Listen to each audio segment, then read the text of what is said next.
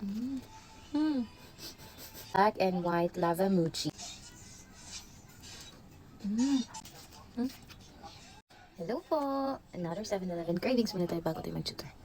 And here it is. Ta-da! Black and white lava mochi. Actually, nakapag 7-Eleven cravings na ako ng mga mochi. Pero first time ko itong makita ulit. Kasi minsanan lang siya ba.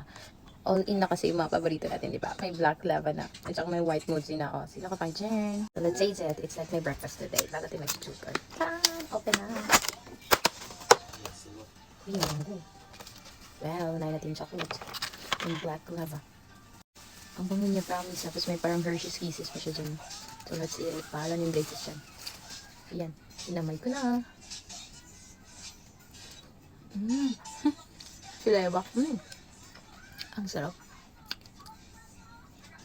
Mmm. Ang sarap ng feeling niya. Mmm.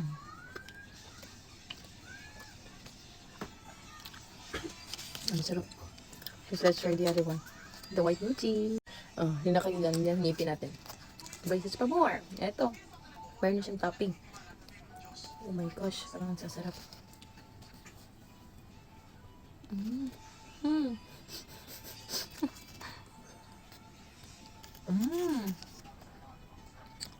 Ang sarap. Mmm. Mmm.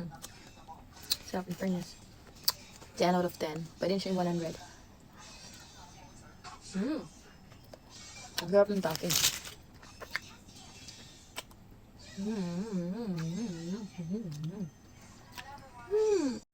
Ang sarap. Ang sarap lang masabi. So, alam niyo na. Pag pumunta kayo ng 7-Eleven, huwag niyo kalimutan. Ang sarap yung promise. Share ko lang. Bye!